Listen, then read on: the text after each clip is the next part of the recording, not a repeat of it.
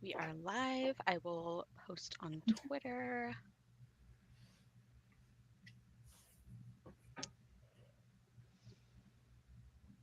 I realize I never write my full channel name.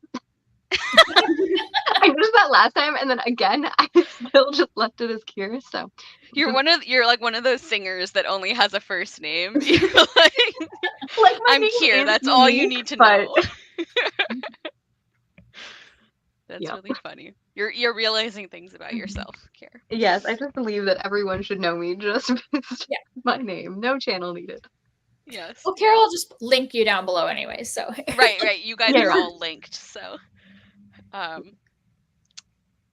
in the description and everything. So, do you guys want to start with intros now or wait a couple minutes? Um,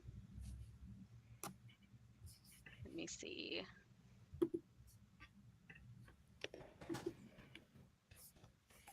Could we do, I don't know if we're doing a fun thing, but we could always do like the first middle grade novel that we like fell in love with. Oh, that would be cool. Like an icebreaker. Yeah. I don't know if we need Hello. one, but I just thought of it. That would be a fun thing. So, okay, yeah, I like that. So, if we want to, I'll have you guys take turns introducing yourself, like your channel, just a little bit if you want to say about it. And one of the first middle grade novels that you remember falling in love with. And what was the other thing I was gonna? Oh, and if we want to, if we want to like chat about how the readathon went for us, I'm laughing because my answer might be short. um, yeah. So who would like to start? I can start. Okay, go for it, Kelly. All right, I'm Kelly from Cozy Reader Kelly, and I mean I read a variety of things on my channel, and middle grade is one of those. Mostly middle grade fantasy, I would say, is my preference. And let's see, the readathon went fine, except for I just haven't been reading much this whole year. This year has just been very minimal. So I read our book, the Witchling, and I started two others, and I'm enjoying them. I just am going very slowly. I'm still not finished with them, so Mm-hmm. I am enjoying everything I'm reading. I'm reading Patina by Jason Reynolds and Castle Hangnail by Ursula Vernon, otherwise known as T. Kingfisher. And so, Oh, so I'm liking them. I'm just not reading fast. Quality over quantity. Yes. That's okay. Yeah. And let's see, the first, I mean, as an adult, I can talk about like the first one that kind of made me start reading middle grade again as an adult. And that was The Goose Girl by Shannon Hale. Mm. I, like was probably in my mid to late 20s. I probably hadn't read a middle grade novel since like middle school. And somebody had recommended it to me, and I picked it up, and I was like, I really like, like the fairy tale retelling kind of thing. And I started reading like all the Shannon Hale, like Princess Academy, all those like Books of Bay Aaron and all those. And that kind of brought me into like middle grade fantasy again as an adult, and just like, especially fairy tale type things or fantasy, just really appeal to me. Just the magical worlds you can create for a middle grade audience. I feel like they can just kind of go very fantastical or whimsical, and I enjoy that. Yeah. Yeah. Well, I think about that Madeline L'Engle quote that's something like, if something is difficult to understand, I write it for children or something, because like there is that it's not quite suspension of disbelief. It's like acceptance of things. So, Mm-hmm. yeah. Yara, do we want to go clockwise? Yeah, For me, sure. it's clockwise. Yeah, so hi, my name is Yara. My channel is Array of Reading. I'm not super active at the moment, but I'm trying to be. I pulled Trying to you get back that. in with this one. Yeah. You That saw is me so posted, relatable. you're like, get her. Yeah. Get her back. And so, oh my god, what was the question? One of the first middle grade books you fell in love with, and also just if you want to chat about how the readathon has been going for you.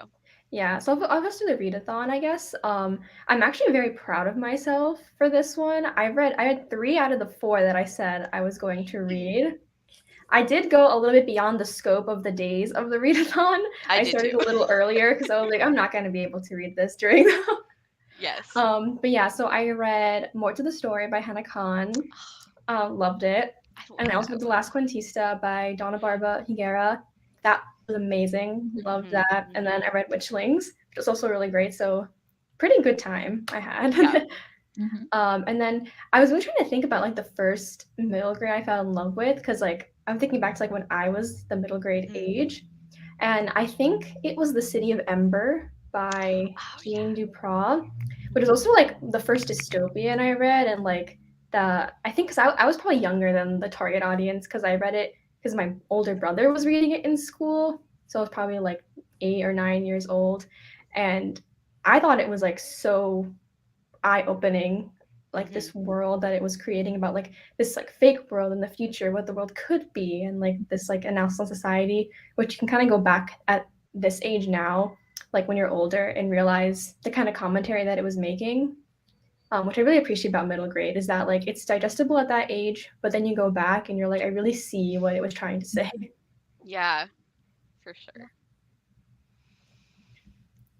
Kier. I am Kier from the channel Kier the Scrivener. I did come up with a question that I don't know if I ever actually fully stopped reading middle grade. I think that I just continued on. Like I started a little bit later. I have dyslexia, so I didn't really learn to read until about 11 or 12. So I missed and then kind of started in high school with like Percy Jackson, like a lot of those books. And then I joined booktube at like 19, and I read like a bunch. I remember like The Tomorrow of Pierce, which is more middle grade, the False Prince series, and then like I think like Nevermore, which I know is not always the most popular, but I think that that was one of the first modern um Mhm. middle grade books that I like really really remember loving, and then like kind of being like, okay, I need to read like all of the middle grade in the like kind of that had come out, because I think before I kind of gone to like the middle grade that had come out when I was younger rather than like kind of the middle grade that was coming out at the present time. So that was really fun. Um my I read one book technically during the readathon, but I read four after the readathon. I feel like my things are sometimes a little like delayed, and I am going to read middle grade just through November. But I feel like this always happens with readathons where I'm like a little bit late to start because I'm ending the mood that I was previously in. And like I was doing Victober and I was in the middle of The Way We Live Now, which was just like 1,000 pages, and I was like, I Yeah. just need to finish this book. And I was like trying to do the Witchlings, and I was like, no, I'm like not in the mood for this. I need to like finish the 1,000 page book first. So I read Witchlings and I enjoyed it.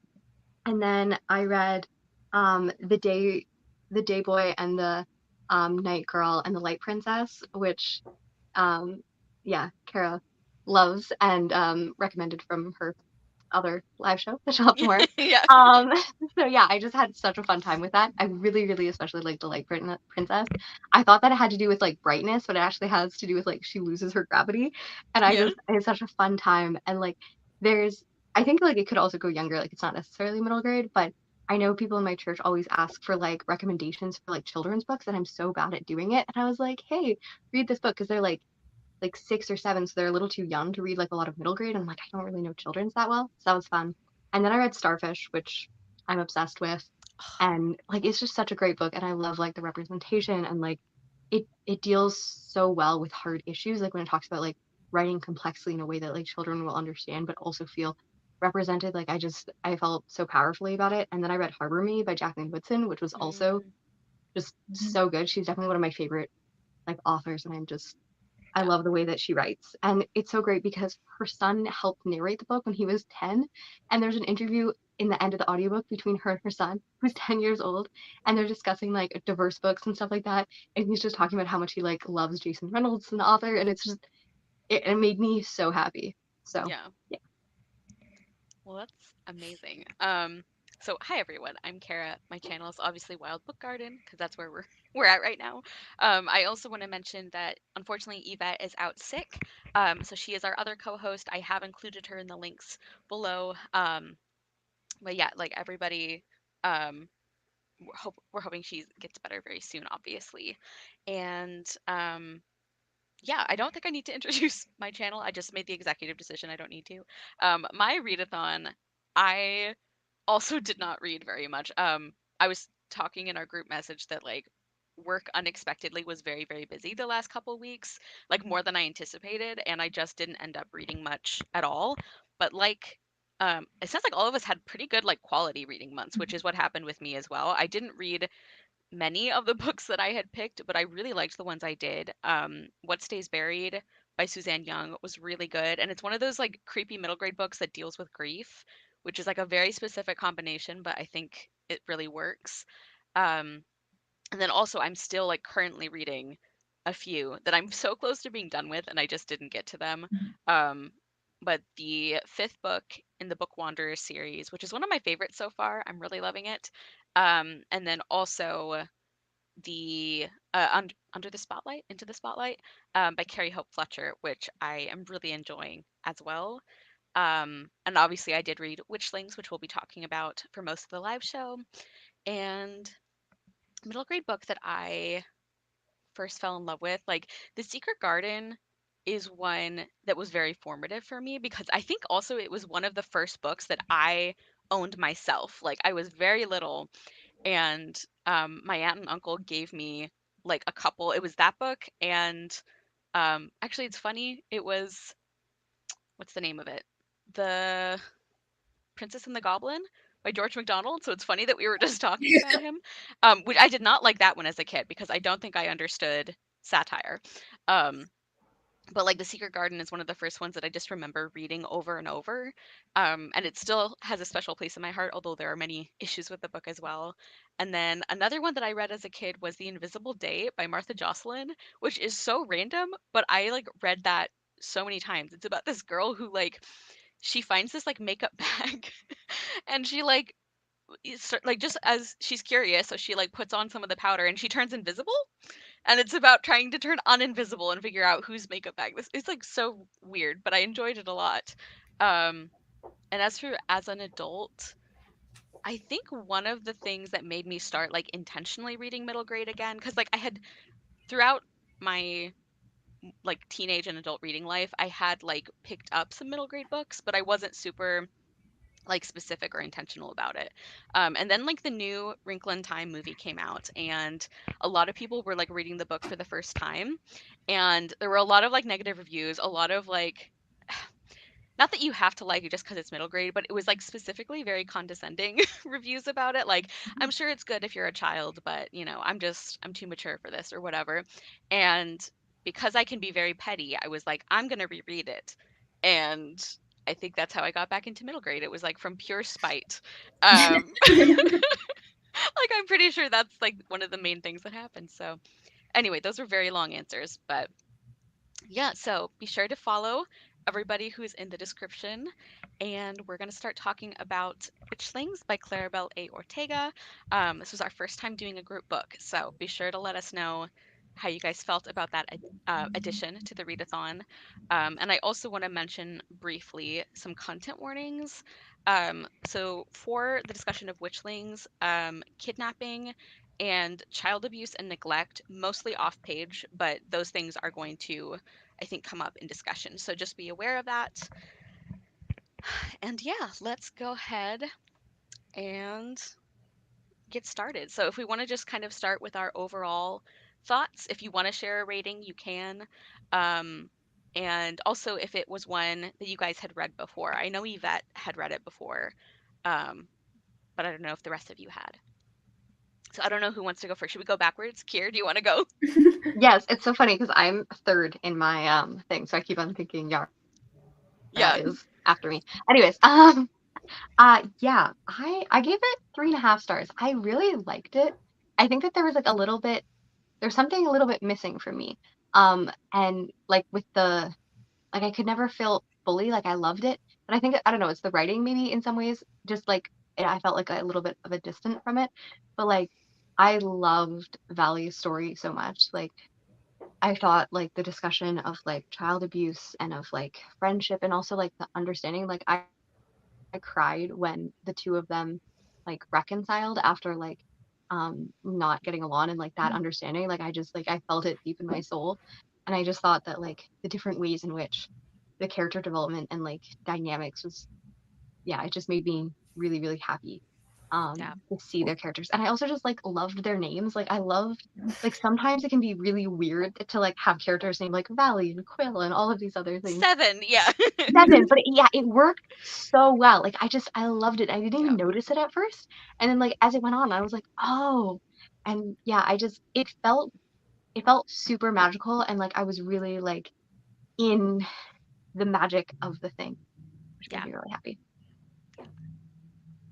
Yeah, I kind of agree. Well, I don't know my rating yet, but I'll say my first impression upon finishing it was that it was going to be like a 4-star read. Mm-hmm. Um, but I definitely agree with that sense of like the atmosphere of magic I really felt, but also a kind of like subtle magic, like a very contemporary style of magic that felt very cozy.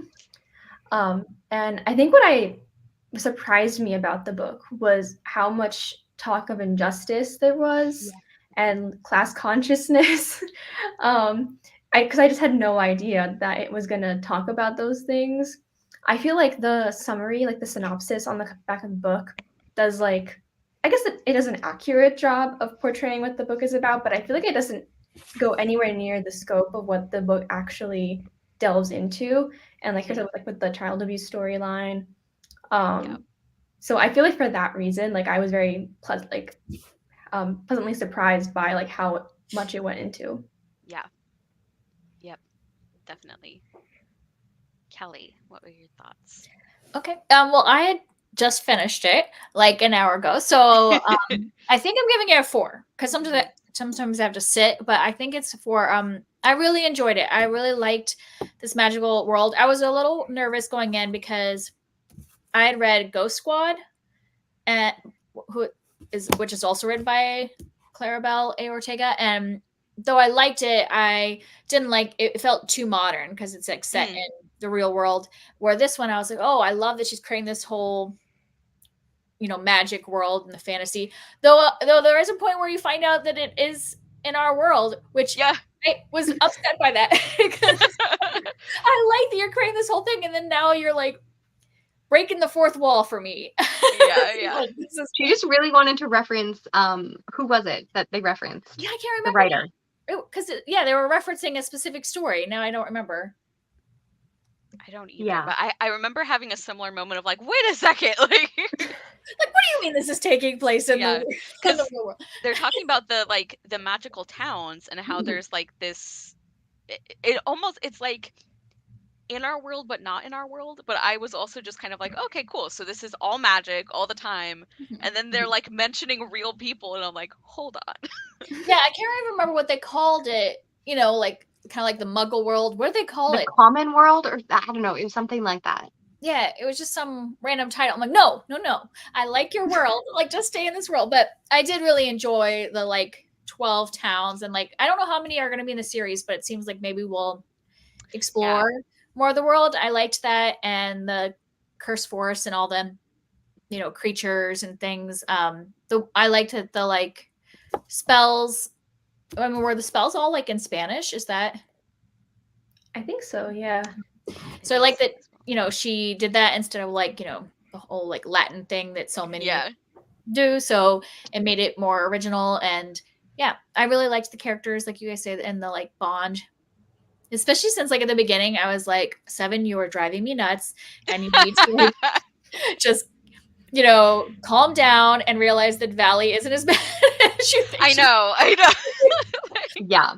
I do think that like it might have been a 4-star, but I did really struggle to love It also though, fun. like it felt very realistic though, where it's like especially when you're that young and it's like you have that one unpleasant interaction, or in this case like several, and you're like, you are dead to me, and it like doesn't matter. Like it felt true to the age. It was just like as an adult, but it I'm was like, frustrating. Okay, get over it, 7. Let's right. Because like the number of times where she was like, but I know she's a horrible person, so she didn't actually mean this nice thing, and I'm like, or like, maybe she's not horrible, but yeah.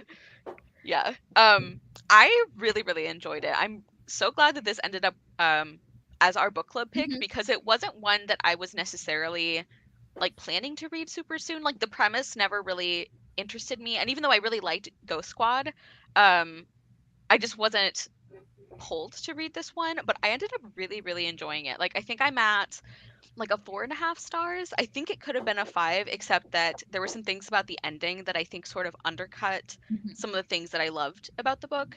But I still really enjoyed it. I also was very surprised, very pleasantly surprised by how much commentary there was in this book. Like like you were saying, Yara, it's like the synopsis is true, but it's not really communicating what I think makes this book really special, or one of the things.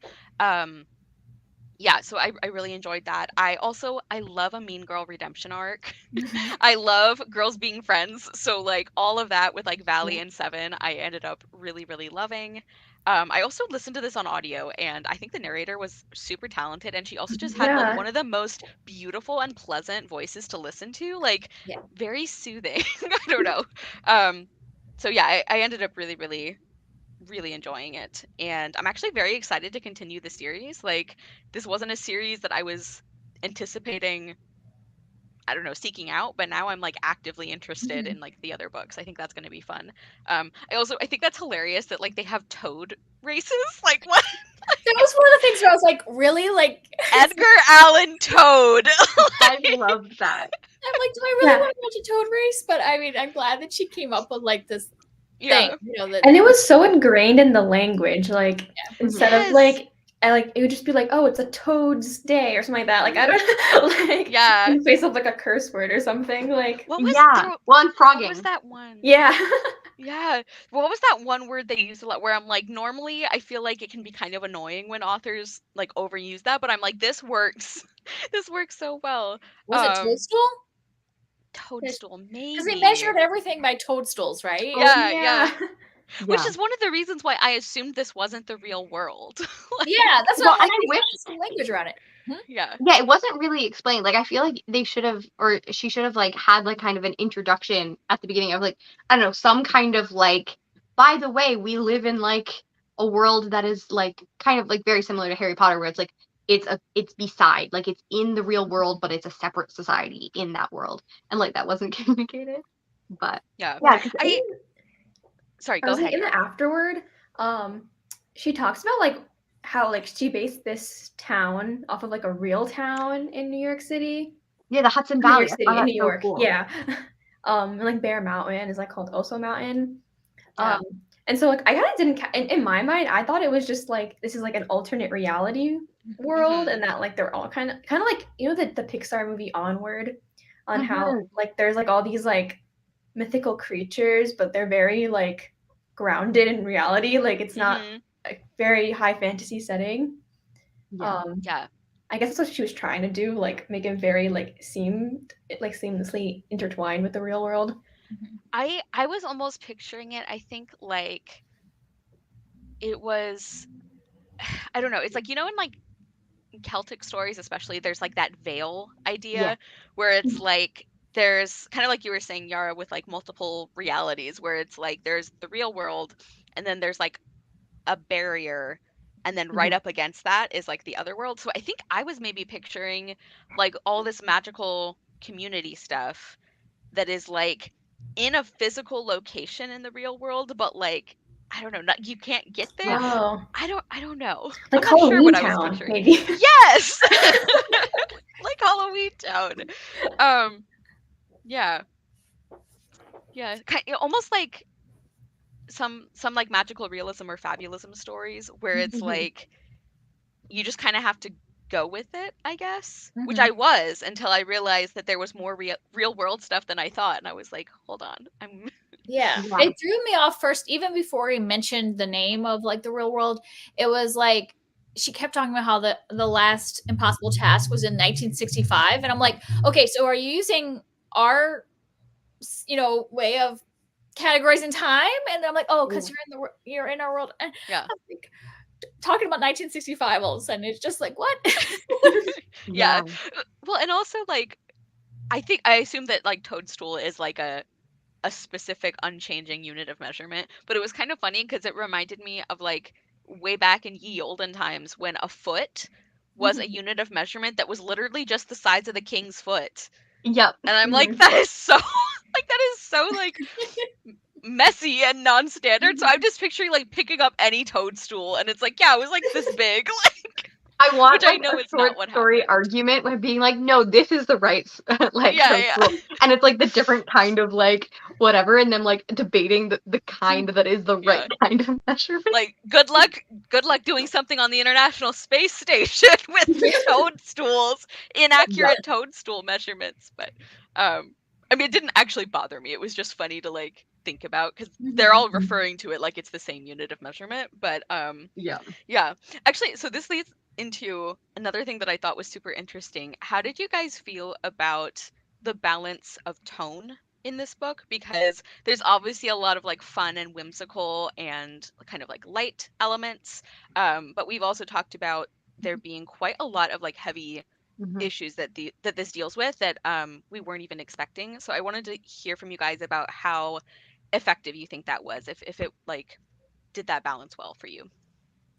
I liked the like element, the things like the abuse of Valley's family, and when I say I liked, I mean like the No, way I it know. integrated into the story. I thought it Yeah. was well integrated in the story, and the way they were helping each other and the family, Mhm. and then like Thorne's brother. So there was definitely some higher things. The thing that bothered, like all of those, I thought were good, and I didn't feel like they took down the tone of the magical stuff. But the thing that really kept bringing me out was how people just like were not recognizing that like you're basically sentencing these girls to death Yeah. because like they become toads, so they're no longer humans, and the last people made toads were like turned, like their toads became like were turned into metal and put in a museum. So I'm like, Yeah. they're gonna die, and Yeah. nobody's taking this as like that level of seriousness. Even the girls, they were just like, oh, we're gonna become Mhm. toads. It's like, no, like you are gonna die. Like Yeah. you might be serious about this. Yeah. Yeah. I agree. I feel like I actually really liked the balance of the tone in this book, and I think that's something that I can be pretty picky about. Like I don't love it in the Morgan Crow books. Because I don't think it's as effective for me, but I feel like it was here, except for that part with the trial where it's like, yeah, Mhm. everybody's kind of acting like, oh no, they have this impossible task. And I'm like, no, like these are like preteen children who everyone is okay that they're just gonna die, and like that's how it is sometimes. Like Yeah, well, um they're 12. yeah, like I Yeah. even their families kind of like, I mean, I think with their families it was more like, we believe in you, if anybody can do it, it's you, which I get. But like, yeah, a lot of even like the adults who were supposed to like, yeah, there was a There disconnect was a there. few conversations with Seven's parents, kind of like nearing Yeah. the end with them, which like Yeah. I did appreciate. But yeah, I definitely found that odd at times. Like I feel like in like it's very common for like, middle grade stories or just fantasy books in general to have like, if we don't accomplish this, the world is going to end in this amount of time. And like sometimes that's one, but I feel like often you do get like really good sense of like how much that affects them. And like, yeah, I did at sometimes be like, can we have like we're taking moments for like abuse and like other things. So like very clearly she's able to like kind of slow down the narrative, have those moments, but we didn't have them as much with them. Yeah. I think that I really like dark themes. Something that's just universal about me is like I like sadness. I'm not very I'm not very up here in like fluffy land often. So I think that like I sometimes struggled is it's just a me issue where I wanted it to stay more Mm, serious, like sometimes, and like it might just be like a humor thing. Like I found like there seemed to be like a lot of jokes about like I don't know, just like bodily fluids and things like that, which just like always go like no for me. It always just irritates me very easily. So I felt like things like that bothered me, but I feel like that's more just like a personal thing where I'm like, oh, I wanted it to be, you know, not serious all the time because I like humor, but like yeah, sometimes the humor didn't always land for me, yeah. but that's also a Well, me thing. and also the fact that like we're talking about how none of the adults are really acknowledging that this is a death sentence for children, Yeah, literal children. But also that like this has just been like the system for so yeah. long, and clearly nobody's been bothered enough about it to be like, hey, maybe we should not kill children just because they don't get sorted into like the right group. One thing Yeah. I did like though is I really appreciated how throughout the book, Seven is realizing how absolutely horribly the spares are treated. Like, basically, I mean, I don't even think second class citizen is like strong enough. It's like they are Like indentured indentured server. servants. Yeah, Yeah. indentured servants basically. And I specifically appreciate that like Seven is realizing like I didn't notice or care until it happened to me. You know, Mhm. that like that she had kind of just been ignoring all of it. So I wonder if maybe that is partly what's going on with the adults in this community, that like it had been so long since anybody invoked this like trial thing, that they could kind of just forget about it, and now that they're being like forced to look at it, they're like, oh yeah, I guess we are killing children. Yeah. Like um Yeah, it's kind of interesting because I think like Seven, like she was very upset to be a spare in the beginning because of the social implications of being a spare. So I guess she had some idea about like what like in general like how spares are viewed. But I feel like when she actually saw like the conditions, it I guess it illuminated what they're like going through, but also made her want to fight for it more, as yeah, opposed to being like, I don't want to be it. She's like, no, like this should not be happening. Like, she's yeah, not necessarily. You shouldn't just remove yourself from the situation. You should be fighting for improvement. yeah, Yeah. Yeah. I And really liked that. I thought her arc was really good. I loved the ways in which like it talked about how like the the kind of reducement of the spares was not just like something that happened because of like, because I think that she's more worried about like popularity and like Hmm. kind of social privilege, but it like really looks like, especially as we get toward the end and we kind of realize, very similar to like how I know the United States like struggles with like the ways in which people can vote and stuff like that, and like determine. I don't fully understand it because Canada, you don't have to register to vote; you can just show up and vote on the day, which to me just seems like the logical conclusion. Reasonable. Yeah, like you can show up anywhere and vote. It doesn't matter if you're registered or anything. So I don't fully understand, but like I'm assuming that that was commentary on that and like the ways in which like, yeah, like fear mongering and stuff like that is done. And I thought that like it's not just that, yeah, there is this, it's like it's a systematic attack on wanting people to move up a ladder of like ability or whatever. Yeah, and it's a theme that I don't think kids would fully understand that connection, but as an adult, like you're like, especially towards the end where the bad guys like purposefully making sure that families that would vote positively for the spares are being taken out. Like, you know, it's like very much connection to our like gerrymandering and like Yeah. the ways people like scare people into not voting or keeping them away from voting. And, you know, obviously as an adult, I could see that theme where a kid might not make that connection, but they're still like, this is unfair. There's injustice going Yes. on Mhm. here. Yeah. Yeah. I think that's a really good way to phrase it, Kelly, because it's like even if you don't have the specific context as a kid, you're kind of you're noticing things like that, you know? So you're more likely, I think, to pay attention to that Mhm. in real Yeah. life situations, which I think is really valuable. Um yeah, so let's see. Um do we want to talk about like the three main characters or kind of their central friendship? Because like I loved it. I also, like as we were saying earlier, I maybe would have liked the acceptance that this is friendship to happen a little bit earlier, but like I understand why it didn't. And I especially really love that um Seven, near the end of the book, when she hears from Valley about like what her dad does, Yeah. that she's like, I think this is one of those things, like one of those secrets that you have to tell an adult. And I really liked that. I thought that's a really Yeah. important thing to like have in a middle grade book. And like, yeah, it was heartbreaking, like because we knew that things were bad with Valley, but I don't think I realized how bad until she was saying like, oh yeah, well he didn't let me eat, but it was my fault though. He didn't want to. It was because like he was punishing me, so it was my fault. And I'm like, oh my god. So anyway, Yeah. um, yeah, I loved these girls supporting each other basically. Mhm. Yeah. I loved all of them and their individual personalities. I love how on the cover, like you can totally like see like Yes. how Thorn has her cute little outfit because she likes the Yeah. fashion. And like they're you could just tell their personalities from the cover artist. I think they did a good job. And like that we really get to know their interests, like how Seven loves journalism and that like kind of drives her to like keep like finding out the Yeah. truth and like going. Mhm. And then like Thorn like just being like a complete fashionista, like Yeah. their cool capes and Radiant little sunshine bean deserves all good things. Yeah.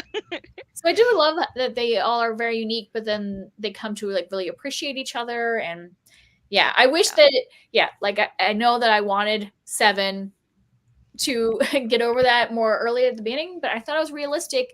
And then when we hear Valley like telling like the history and like why she wasn't really bullying her, she just really does not know how to make friends. Like she's socially awkward. She's not mean. And I'm like, oh.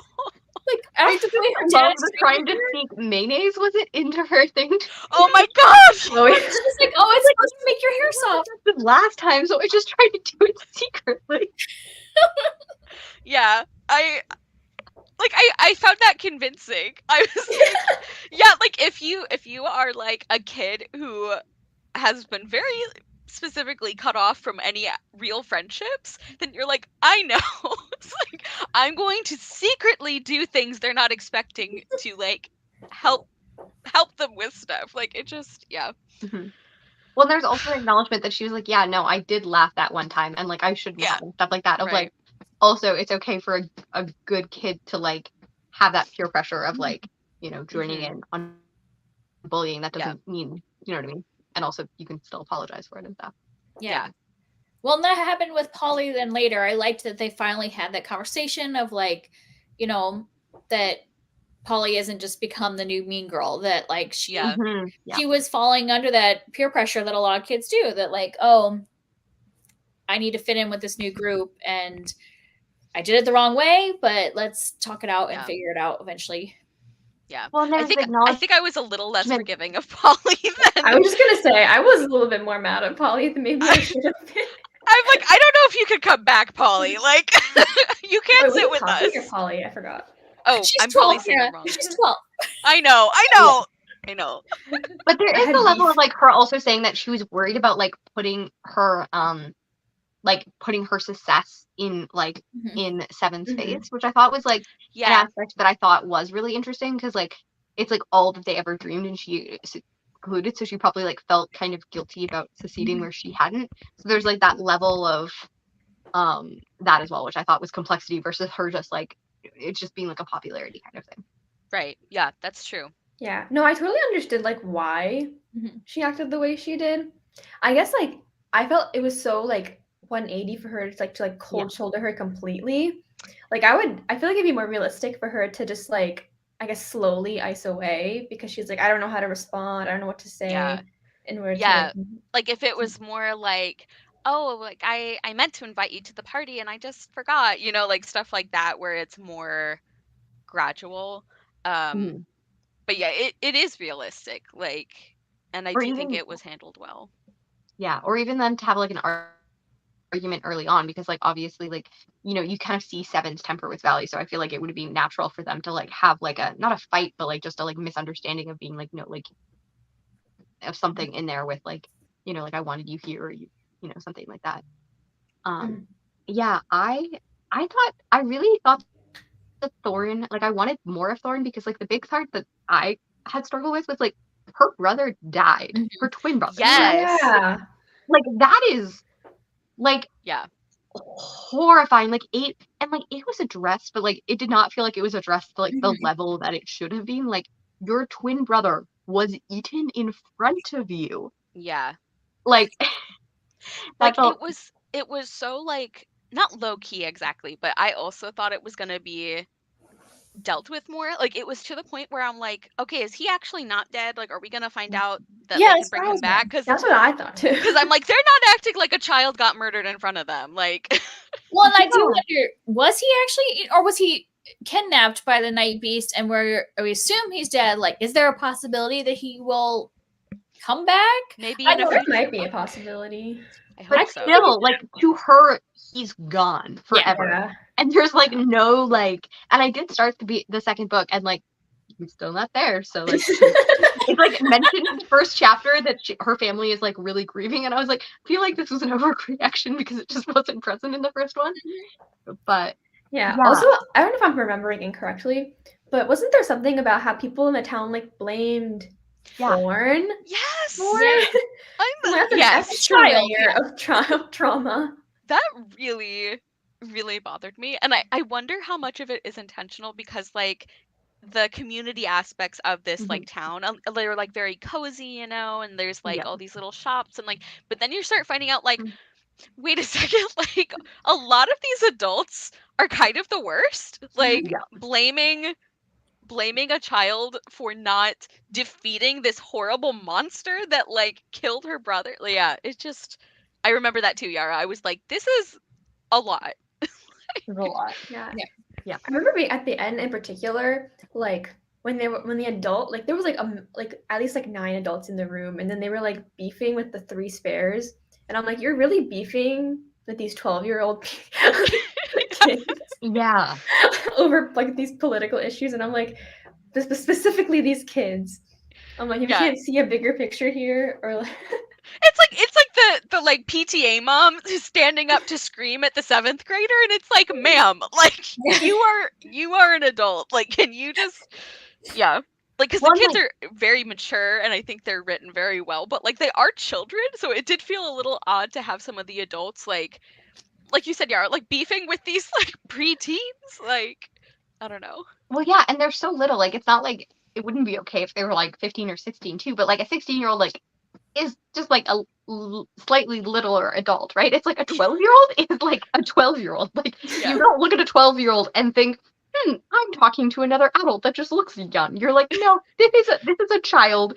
That like some 12-year-olds are like short and It's like little and like look like children. these kids could not ride a roller coaster. Like, Exactly. yeah, Imagining one is still like 4'5" and you're like, hello. yeah. But I guess to that point is that like you do see that a lot in real mhm. life. It's Not even to the true. extent of a 12-year-old, but like this because like I thought it was going to go more so in the direction of like it's not necessarily they're beefing with them in particular and like them raising the impossible task, but the idea of spares and like what they're trying to do for spares. And it is a very middle grade perspective in general, so I didn't give it too much flack to have it like, oh, like these adults are like having a like fight with these children. But I did expect there to be a little bit more of like they're not like the fight is not just with the kids. It's like that it's because they stand for this idea that and they want Mhm. that labor of the spares. Yeah. Yeah. More like that you don't understand, like rather because like Yeah. not rather that you're the problem, but like, you know, and I did think that was somewhat commented on the idea that like this is something that's affecting them, but they're not like even allowed in the meeting. And that was like Yes. specifically mentioned, and I thought that was really good. But like, yeah, I feel like it would be like, no, like when you're older, you'll understand like why. And like I feel like that's done for so many people like who are experiencing like yeah like well like disparity or like racism or something like that, and it's like no, like when you're older you'll understand why Mhm. the world needs to be this way, and it's like no. Yeah. Yeah, because they're already experiencing, like, they're obviously experiencing, like, they're about to, like, complete an impossible task or die. So, like, they are being treated like adults.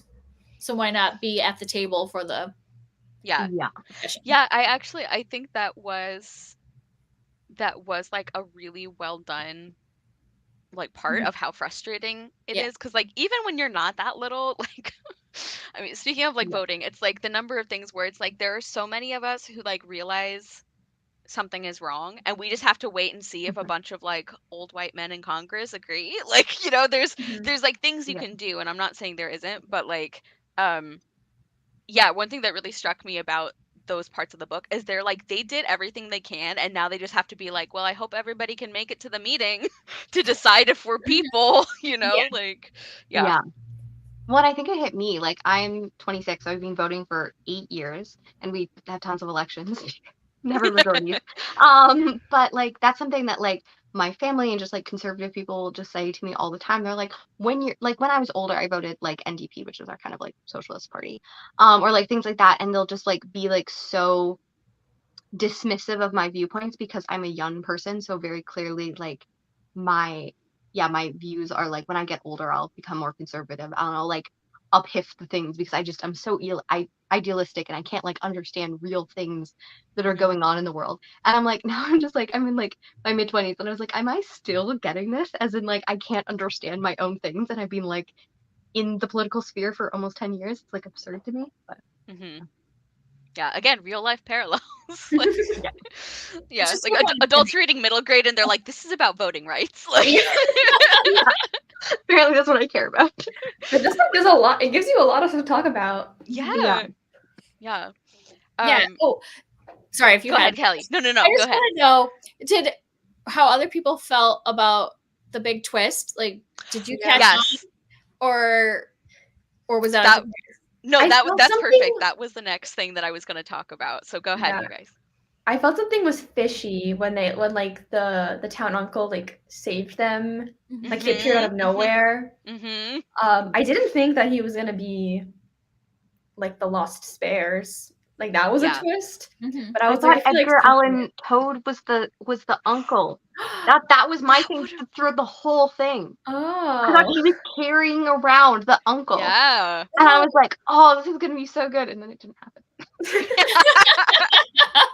But you knew something was going on with Yeah. Uncle. I knew it the toads. It's like, Yeah. you keep on mentioning the toads. Sorry, I interrupted you. No. And I for the longest time thought something was up with the uncle. Like from the very beginning when we met Gran and Uncle, and we heard something about like I don't remember what it was about like the uncle always kind of being like the second best. And I was like, oh, he's gonna be bad. He's the second best. Something's fishy. Yeah. He wants to be the Gran or whatever. And then like when he gets like kidnapped, I was like, well, maybe I was wrong. Like Yeah. maybe I was putting this on him the whole time. And then when he came back, I'm like, nope. So it was a roller coaster of emotions. It was, and then I was like, okay, finally it got there.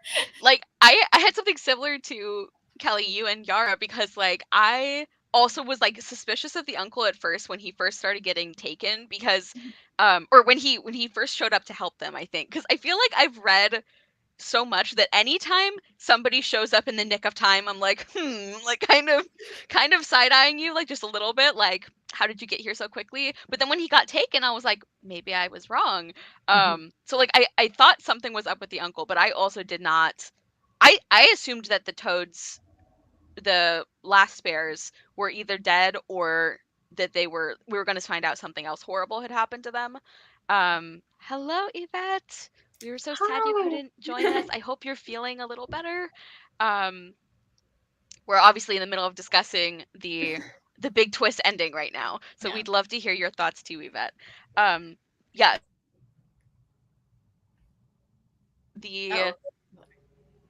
Oh no, did my computer do something weird? You froze for a minute, but you're back. Yeah. Okay, sorry about that. I don't know. Yvette lives. She's alive. Yeah, so like with the ending, I thought like the reveals were really interesting, and I think some of them especially were very effective. But the thing that I don't love is that the big twist, which we're officially in spoiler territory for anybody watching this later, I should mention that. But no, I didn't either. So the thing about like that big twist is that I feel like it undercuts a little bit of the message about the spares, because like when Seven was like trying to research them and she's like, nobody even remembers who they are, like nobody remembers their name or what happened to them.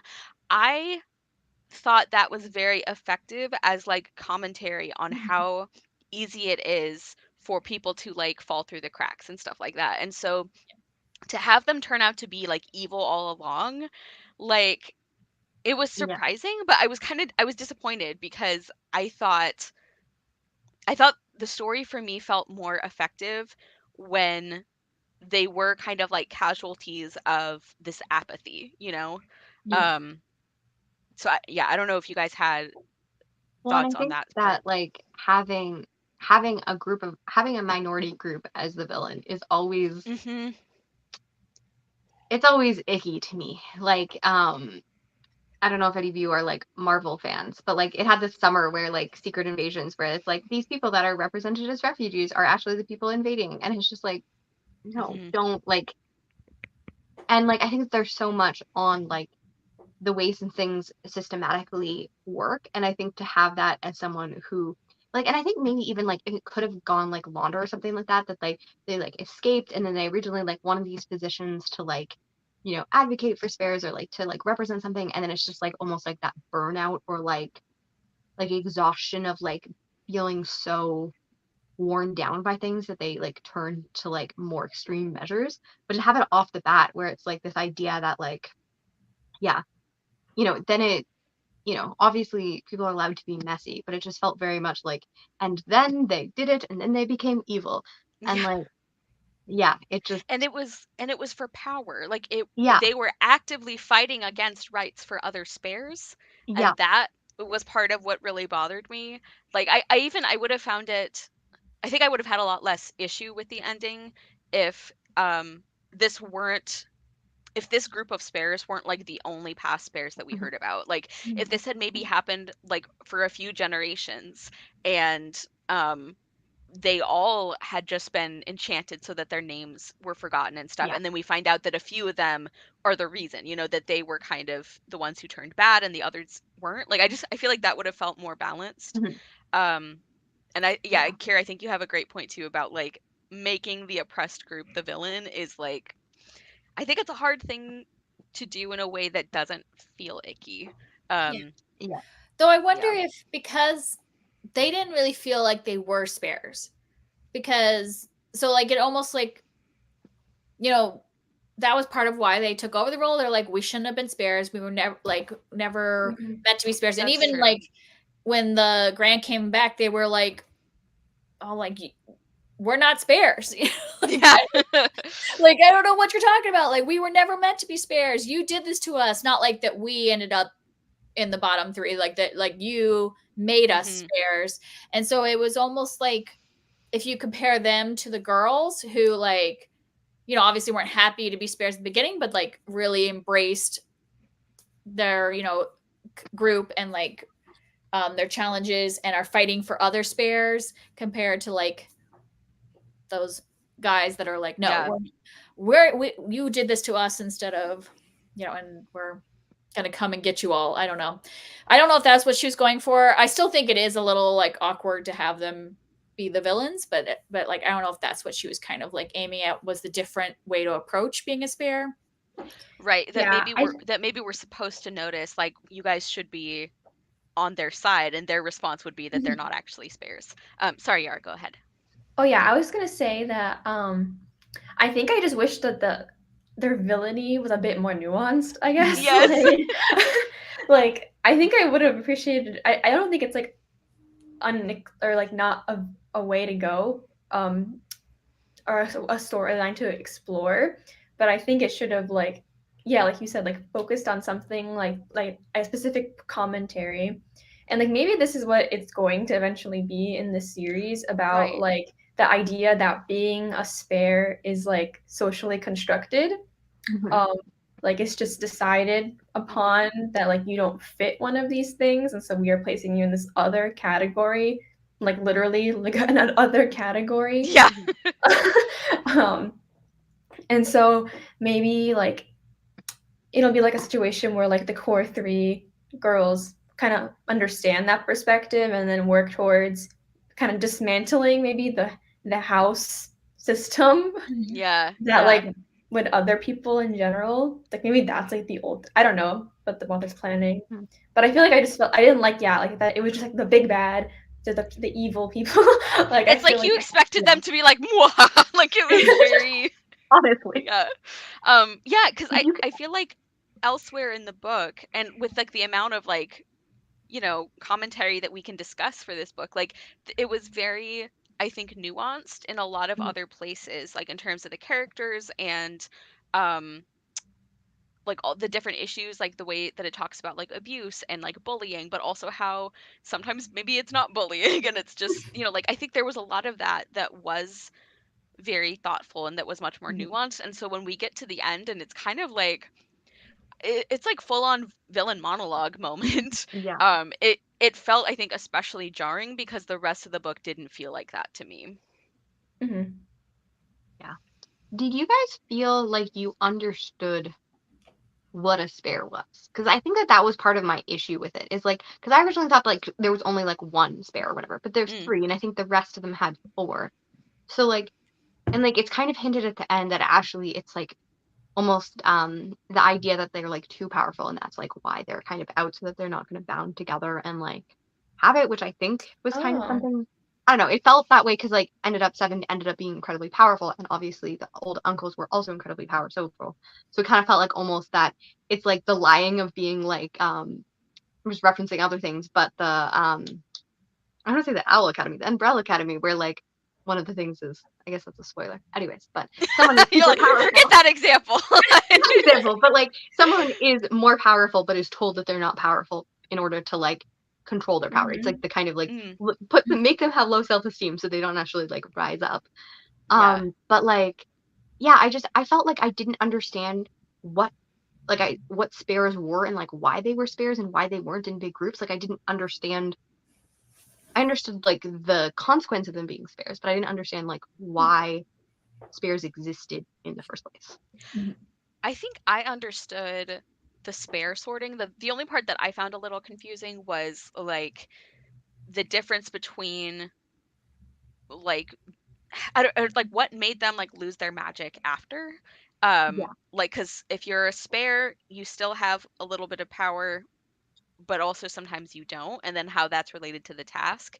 I think that was the part that I found like just a little confusing, but I think with the spare sorting, we're told that it's that they just don't fit into the other covens, I think. So it's basically, at least that's the impression I had, is that like they're just not compatible with any of the groups, and so they don't get to be in a group is I think that's what I remember at least. But then they do still have their own coven. That's the thing where I was Well, but confusing. that's Like okay, but I think that though is like they're like the leftovers. They're not even really okay. intended to be a coven. So I guess okay, now I'm like answering my own question. So I guess Yeah. that's the difference of like they can only keep their powers if they do bond into a little leftover coven. Yeah. Right? Yeah, Mhm. which Okay. but then it didn't fully make sense because Pixel was saying how she doesn't talk to her coven mates and they don't actually like aren't like a Yeah. coven. So like how did your circle close if you Yeah. don't I if guess it's I think something they where like didn't. oh, you don't No, think because then Pixel's they still have some power though, right? So it must have closed. Oh, so I don't know if I'm understanding it correct. I Yeah. assume that it was like because all the witchlings have some level of power, but they're like not allowed like legally to do like above level whatever it was level 3 magic. But it's not that they can't, because like Seven can do magic above her level. right. Yeah, Um, I thought that that was like a red herring that, or not, like a thing that meant that she was actually more powerful because like she shouldn't have been able to do that Mhm. magic, and it had consequences because she like didn't understand it. But I thought that that's like why she ends up being the uncle at the end. But I also love that the uncle is not oh, like a gender specific Yeah, yeah, yeah. title. I That's like very that. cool. But like I thought that that was the big reveal that she was actually way more powerful than she should have been because she shouldn't have been Mm. capable of doing that. That's what I understood, but I could be wrong. mhm. Yeah, and I think Yeah. that if their circle doesn't close, they stay witchlings, but they're stripped of their power. Right. Oh, yeah. Okay. So, and I guess for Pixel's coven, I was assuming that it's like okay, they accepted the bond enough initially that they technically are a coven, but they're like all out of touch with each other. Like they couldn't like work spells together as a coven because they they didn't like stick with it. I don't know if that Yeah. makes sense. I mean, I Well, guess like it kind of goes back to like the treatment of spares that they don't really get the opportunity to be a coven right. That's because of true. like they're used as like labor. Mm-hmm. Yeah. Yeah. Yeah. All the adults in this town very okay with child labor. Like, Yeah, Yeah. I mean, when Pixel When I gets thought of that, dragged like through that the was one of the most snow, interesting. yeah, yeah. That scene was just like heartbreaking yeah, with Pixel, and I was like, just go with the light book I know, lady. I know. But I it was know. such a good deconstruction of like the ways in which like power stays in ways. So it's like Mm-hmm. it's like I read it like 2 weeks ago, so some of it is slipping a little bit for me. But like the like she's kind of talking about how like she can't move jobs. Like it's Mm-hmm. not the Yeah, ability that like she couldn't find a new job, but like there's so much like social yeah. reinforcement of those things. And I thought that was really well done too. Like we're talking about like, subtlety and nuance in the Yeah. part that's not the villain. I thought that was really well done where it's like, an outsider could look at her and be like, "Well, Pixel, you should leave." And it's like, "Well, she doesn't have any options that are better." And in fact, a lot Mhm. of them could be worse. Yeah. Like at Well, least she gets fed sometimes here. Like yeah. Well, and I wonder if she, because like master lady, whatever, I can't remember her name, was like, I'm going to shut down your store. So then it's like, well, what if I leave and go work for this bookstore, and then she takes revenge on the bookstore, and then I'm out of a job completely, and it sounds like there's not job options. Yeah. I found that aspect of the book like so it felt so thought through in like the systematic ways in which like hierarchies are held, not just like, oh yeah, like you can have find a good person and you'll be okay. Like it really. And I also liked that with like Valley and her family, like the fact that like her mom didn't fully understand because of all of those things. Like I feel like it would be so simple to make them both complicit, but like have an understanding that like also like it kind of hinted at the end that like Quill also kind of felt like she couldn't leave, or it would be bad for her to leave, and like all of those things where I feel like there's a lot of nuance in the ways that like abuse and stuff, and even the fact that like Valley kept on saying like don't call, don't call, don't call, and then like in the end, like Seven still makes that choice even though like it could have negative consequences, but she knows that that's the correct choice to make. And I think that that's like an important thing, because like if you're ever in a situation where you're dealing with people that have been abused or things like that, or just things like, so often they will tell you not to do something, but that like you should prioritize their safety over. And like I think that is such an important thing to show kids how hard that is, because like that's one of those things that like it's so hard to explain to another person. It's like, yes, keeping promises is important, but there are some secrets that are bad secrets and that you actually have to tell. And that can be such a hard thing to make a kid understand when their friend who they're trying to help is saying, no, don't help me. Then they're like, well, what is the right thing to do? Like, speaking of like making random references, it makes me think of the moment in Great Comet, where like Sonia, where like Sonia, she basically has to like tell on her best friend in the world, the only person who is kind to her, and she knows, like, she has nobody else. Like, this is like the only person who cares what happens to Sonia at all, and she knows that there is a very good chance that they're never going to be friends again. Like, they're cousins and they're super super close, and she has this whole like song that just like makes me cry, because it's like it's all about that. It's about like, I'm going to lose this person I care about, but that's not as important as protecting them. And I just like, I love that for Seven and Valley so much. Like the line of her saying that I will like sit outside in Sonia alone, sit outside your bedroom, even and if you like, and there's like, it is one of my favorite musicals. It's so good. Just like, I was like, at least I know Kier will it is not a well-known reference. one, but it is so good. Yeah. I'm trying to think if there was. I think we did a great job of like covering the points that I already wanted to mention. We talked a little bit about like the magic and the names and everything, but I don't know if we had more thoughts on that. I really liked that element. Like especially like at the end, like when they're all realizing what their names mean, and I'm like, they're all working together. Like, and it's Valley because she's protecting her friends in a valley. Like it was just, I loved that it. made me so emotional. Yeah, 10 out of 10. So I don't know if we had thoughts on that. I was just kind of like spewing emotions there. No, I like that it was like intentional. Like, because in the beginning you're kind of like, oh, these are just like kind of funky names. Yeah, like so quirky. Yeah. Yeah. But they actually had these like big emotional climaxes. Yeah.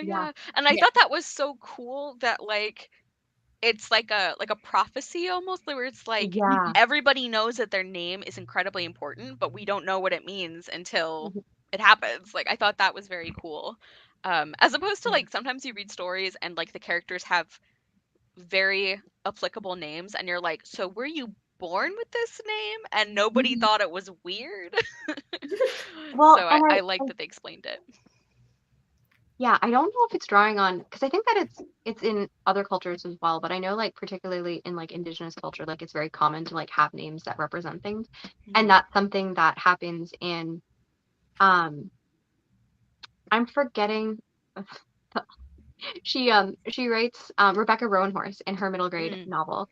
She has like that huge aspect of like their names and like the secretness of names, where it's like the true name versus like the open name, and I don't know if she was drawing on that or if that's something like common in like Latino culture as well.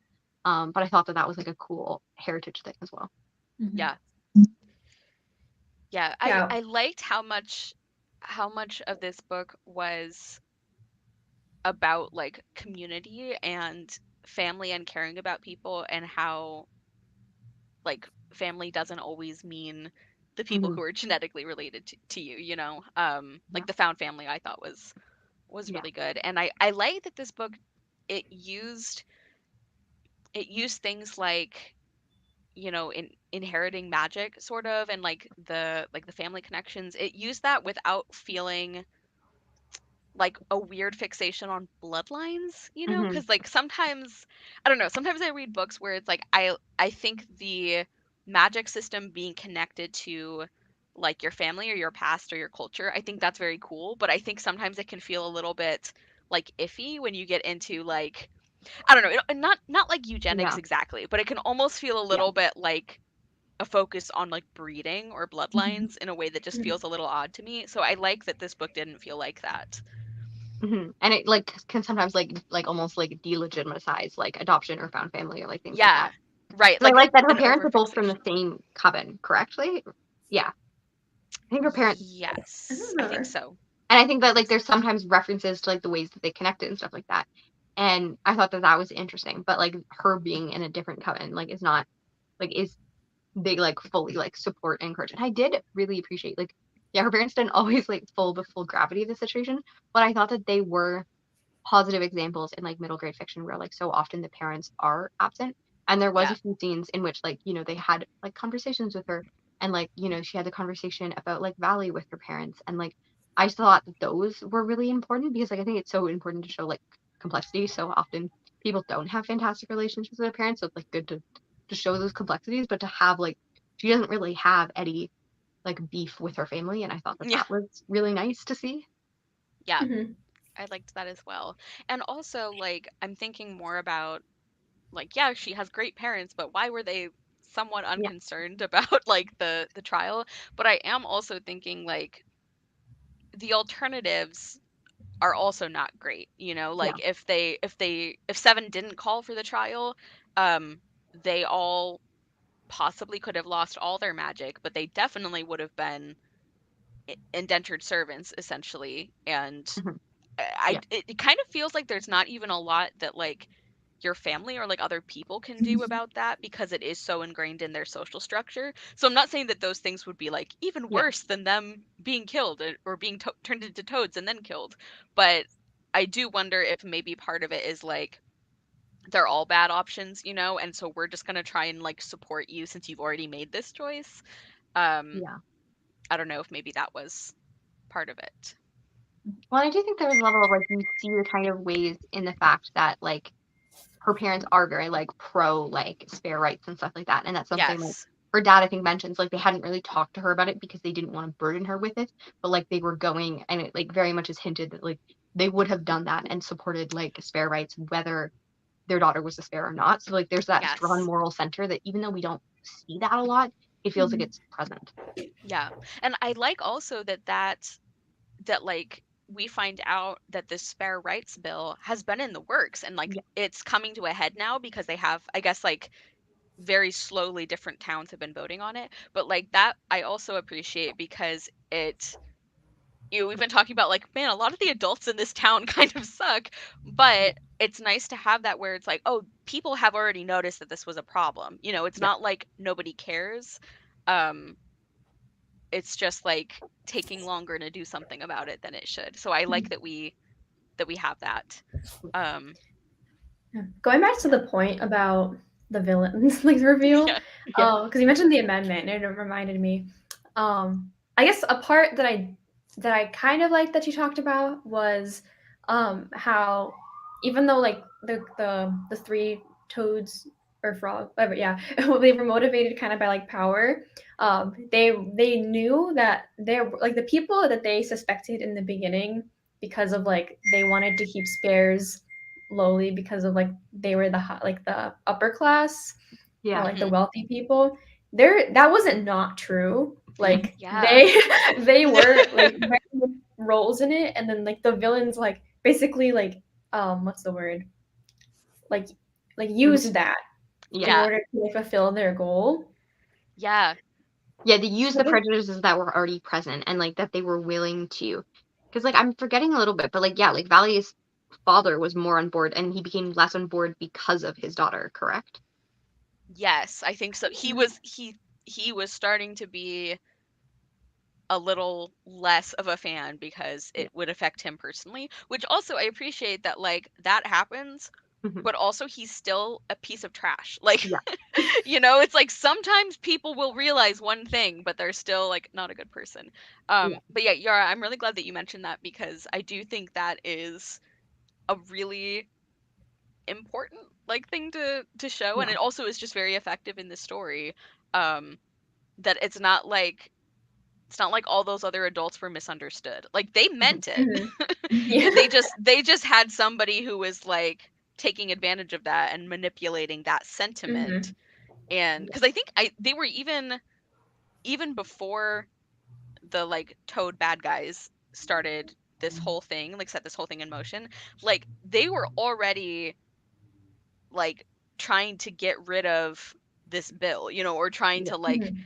I think they were even like stopping people from making meetings or something like that. Like there was some Yeah. other specific involvement. So it's not like they weren't even like taking physical action. They were like Well, I think it was almost like the idea that like I had a sense that they were worried about like being caught in their kind of reputation. So like when those mhm, things came in mind, they were like, oh well, if it's going to like make me look bad, even though I right. have these beliefs, I won't act on them. And they just kind of like were like, no, we just want you to sacrifice yourself, even if you know what I mean. But it's like the belief system was still behind there, even if they wouldn't have fully done it because of Right. social stuff. Yeah, because it was basically like, oh, now we can be discriminatory without consequences. Like, Yeah. yeah.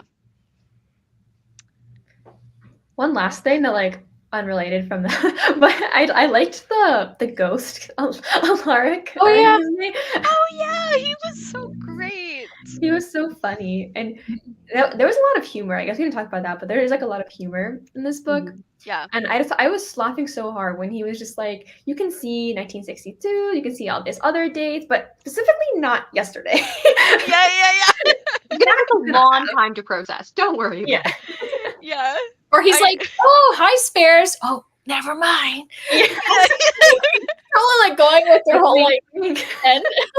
I thought he was so much fun. Like in the author's note, there's like is it like a very very short Q&A or something where like Claribel Ortega like is saying what her favorite character is, that she's like, well, you know, I like them all, I love them all, but it might be Alaric, and I was like, Yeah. he's great, like he's so funny. Yeah. I also I was love them. also oh sorry. I Oh was no, gonna say go I was ahead. just surprised that there was like other like I assume there was only witches in this town, but there's like Yeah. other like things It's like, too. oh yeah, let's go talk to the ghost librarian, and I'm like, And what? the Fae. That's Yeah. also Yes. Yeah. It kind of reminds me of Alatsue like that Oh because yeah. you know, like you, which I love Latsaway, Mhm. and I thought it was super interesting in that one too, how you kind of are like, okay, so there's ghosts. We hear that there's like vampires pretty early on, but then like later you're like, oh yeah, my best friend can use fairy circles, and you're like, what? But I liked Oh. it. I've only read Snake Falls to Earth, but I'm like, Alatsaway is I didn't. so good, I Kier. know, I It's know. so good. I loved it. It was one of my favorite books when I read it that year. Um, yeah. Any other like they don't have to be like big theme questions or topics, like just any other little things. Like I also loved Alaric. Um, I don't have a physical copy of the book, so I can't like flip through to check. Um, I might be getting a physical copy though. Like I'm actually very excited to continue the Mhm. series. So I have one random thing, and I just probably missed it listening. When did they start calling each other goats? oh yeah, I really missed when that they decided this, and I was like, why are you calling each other goats? What? that was that might have been the thing I was trying to remember. Where I'm like, what was that one word that they used a lot that I thought was so funny every time? Maybe it was goat. I don't know. I'm gonna have to I'm gonna Yeah. have to like Google that because That's like true, because we were all toad, and then suddenly now we're goats. What? The goats are yeah. good and toads are bad? Yeah, and I just couldn't figure out if I missed something. What That was they, the Yeah. What Yeah. was the word that was like it? Not like toadstool, but it was like Toad there's butt? such toad butt. Was that what it was? Like toad hole? I don't know. Bothered me. It was an Oh, no, I know insult, what and I you're was like, talking I hate about. this insult. Because they're like, at least I'm not this, and like, what was that word? It was like an insult, Yeah. and now I can't remember it. I think it was toad butt. Was it not? Was it? I feel like it was that energy. It was. I think it had butt Yeah. in it. I think. And I think it was Toad a butt toad. energy. These are the serious questions that we need to Yes. answer. We need to know. Essential to know. Yeah.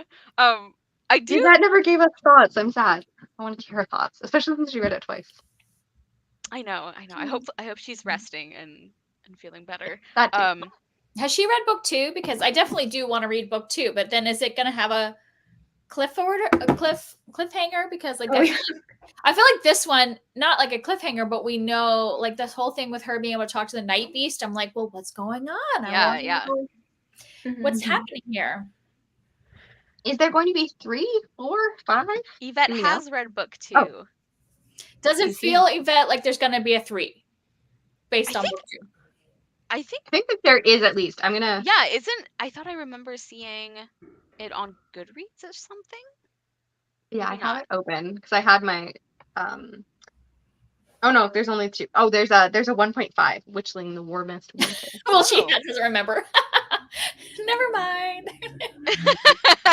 Well, it's okay because I think as we're seeing, it's like there were things that we had missed, or that it's like, oh yeah, that did happen.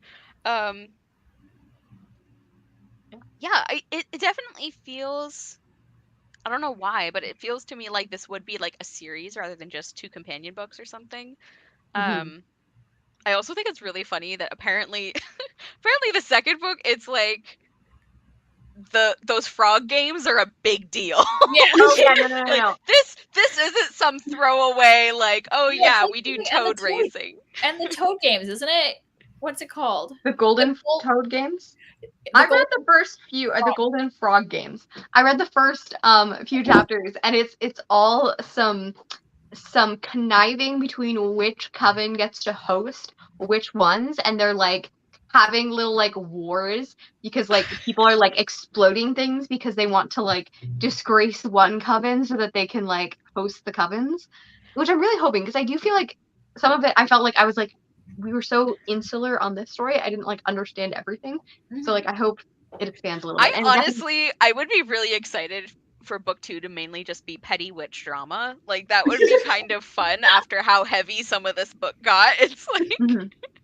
Well, and the Um, cool thing is that we've already met witches we've met an older witch, which is nice, like a teenage oh, witch. Oh yeah. okay, yeah, Yeah. let's talk about that real quick, because I really loved that as well, that they kind of ended up connecting with Yes. like-minded, like, people from, were they spirits as well? No, but they were treating them with No. respect. They were treating them well, so Yeah. it's like we saw that there is like a variety in the way. Yes, thank you, Yvette. We get to see other places and how other places treat their spares. Oh, so in the second book, I guess that comes up even more. Yeah, because it definitely seems like we're going to go kind of around a little bit Yeah, to the different places. a tour of Witchland. Well, that'll be fun. With Because you keep toads. hearing like 12 towns, so there's 12 of them, right? Because it's Yeah. not a small 12 town. Right. Well, 'cause it's based on apparently the Hudson Valley has like 12 towns in it. That's what I learned from the authors. Yeah. I didn't even know that, but it's exciting. Something like very minor that I thought was kind of funny is like, or just, I don't know, kind of a weird detail. So we hear from Seven about like how much, I guess like her toad is not one of the good toads. It's like, oh, he never wins. He's so annoying. And she's always like complaining about him. And I'm like, what did he do? That was like so bad. She's like, the only good thing is that his name is Edgar Allan Toad. And that's kind of amazing. And I'm like, it is. But also, why are you so mad at this toad? Like, I don't. Because he's secretly an uncle, but apparently not. Yeah. All my theories were wrong. Because he doesn't dance. Because that's what was confused me. I thought Okay. these were racist, but there's dancing. The toads dance. Yeah. I just imagined a little bit like Pascal from Tangled. That was what was in my mind. I realized that's not Yeah. a toad, but that was the mental picture I had. Toads having like a dance battle. I was This very is confused. serious witch business. Yeah. We are I'm going to excited. have our toads dance battle like civilized adults. Like, Absolutely. Well, I'm sure we'll see it in more detail, so we can like really like understand these like. The toad politics, if you will. Well, book 1 dealt with abuse. Book 2, toad politics. You know, level. Yeah, yeah. Uh,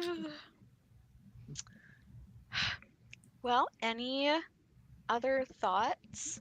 I'm really glad this ended up being our group book. We obviously Yes. had Mhm. a lot to discuss, and as I said at the beginning, like I'm especially thankful because I don't know if this one would have been on my radar. Mhm. Just because like I don't know, the witch sorting thing and the like big task never really Yeah. sounded like something that I would be interested in, but I liked how much of this wasn't about the tournament, or the task. Yeah. It was like Yeah. connected to it. It was about understanding like why this happened, and obviously we wanted the kids to be to succeed at the task, but it wasn't just like a series of trial scenes. Mhm. Um, Yeah. yeah. I Yeah. really liked doing a group book. I liked that we all got to do one thing because I feel like middle grade is just so varied that it's sometimes like we come and we talk and stuff like that, but there's not like those connective threads. So I really love having that. Yeah. Mhm. Yeah. And I liked actually this finished as a well. book. This was Yeah. the only book I finished. So I I know. mean, you guys I made me know. finish a book. So Okay, but I know that several of us were feeling kind of bad, myself included, because it's like, man, like I'm hosting the readathon and I didn't read very much. But this was also the super chill, laid back Yeah. round. So really, we were just being very on theme. yes, That's how Yeah. committed we are. Um, Yeah. I felt yeah. silly about the fact that I read one middle grade book in all of October and then was like, yep, now it's November. Now I can read the middle grade book. Yeah. it works. And it was also a shorter round this time. Like I Yeah. think before we've done a whole month Yeah. or like 2.5 weeks or something, and I think this was more like 1.5. So Yeah. Mhm. 13 days. yeah. Anything else about the book? Um, thank you guys so much for co-hosting with me. Thank you, Yvette, as well. Um, all of my lovely co-hosts, including Yvette, are linked in the description, so please check them out. They're all fantastic. Um, I thank you guys for always being so down when I just drop into the messages like, "Hey, it's starting in a month. Ready?" Like, this round especially was, I think, very quick from the planning stage to it actually happening. So thank you guys for being cool with that. It made me so Um, happy because I was waiting and then I was like, maybe she won't do it again. But I was kind of just like that. I just, my roommate, I told her, I was like, guess what? Kara messaged me about the middle grade magic. And she was like, oh, yes. I love that I have achieved like being stories that other people tell to their pets. Like, Yeah, it was an event the day. I was like, yes, finally. well, good. I'm so glad. Thank you to everybody who like read along with us, whether you read Witchlings or something else, and whether like if you didn't even finish a middle grade book, that's okay too. Obviously, most of us didn't read as much as we thought we would. Yara did. Yara did great. Yara, Getting queen back. of the My readathon goal for was this pretty low round. to begin with. 3 of the 4 is really good though. That's like Yeah, Yeah. yeah. So, thank you guys if you are watching this back later, and we are definitely planning to do another round. Like I'm not anticipating this being the last round of middle grade magic, but when will it happen? Who knows? Like normally it's like around September, and this year that just didn't happen. Um, yeah. Anything else? Do any of you guys have something that you want to like talk about that's coming up on your channel or anything? I Who mean, knows? Someday. yeah, sometimes I've been editing this like super long video about me like analyzing a Taylor Swift album. Which It's one? like Speak Kier's Now. ready. It's Speak Now. I recorded it in August and I'm still editing it. It's so much editing. I love Yeah. Speak Now, and I'm hoping to hear all your thoughts. Yeah, I'll stay tuned. Yes, you are speaking it into accountability by saying Yeah. it in I'm front of like other now people. it's in the air. I have to do We're we're gonna keep on you. Um, okay, well, this was like so much fun. I keep like not ending the live show because we're all just hanging out.